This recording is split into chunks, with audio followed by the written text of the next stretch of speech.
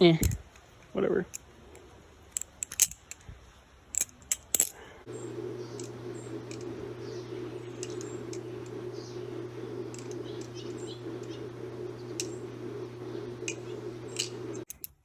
Alright, hi everybody. Today we are learning that trick. I don't know if I got that on camera. It's called the reverse cat, I think. I got a recommendation for this, so that's what I'm doing. Let's just get into it. So, for this, you're gonna want to at least know how to do like some sort of backhand chaplain, like this.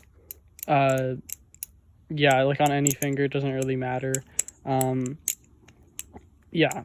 So, but the difference here is that instead of doing like a normal chaplain in like a circular motion like this, it's gonna be more like, it's gonna be more like in a oval, a vertical oval shape, more like this, I guess. Obviously, that was a bit of an exaggeration, but yeah, and it'll be like a little bit faster, so it'll be just kind of like this.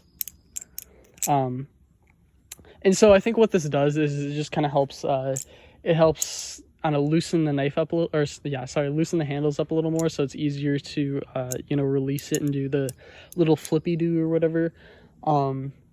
So, yeah. And also for this, you're going to want to keep the knife at, like, the edge of your finger a little bit. I don't know, it just makes it a little easier. So the release of this, like doing the little release thing to make it flip or whatever, is kind of instinctual, so it's kind of something you have to learn on your own, I guess. So I mean, I like, it might be a little easier to understand through the slow-mo, but I can't just tell you like how it's done, really.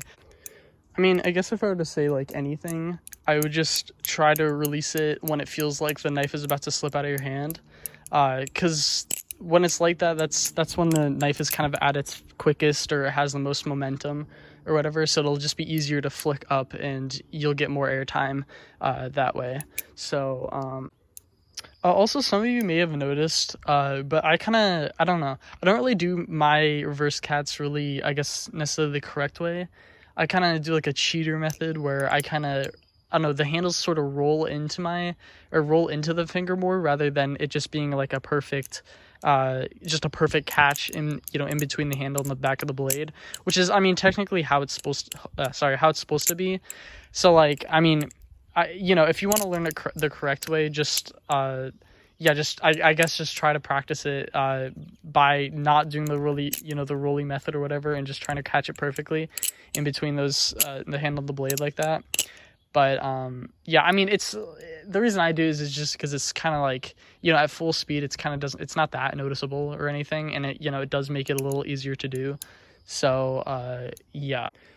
But anyways, yeah, so once you do the release or whatever, the knife will do a 360-degree rotation. I just looked at the slow-mo. Sorry, there's so many like cuts in this, by the way. I'm just trying to figure out what to say on this one. It's a little harder for me on this one than usual. But anyways, so yeah, it'll do a 360-degree rotation.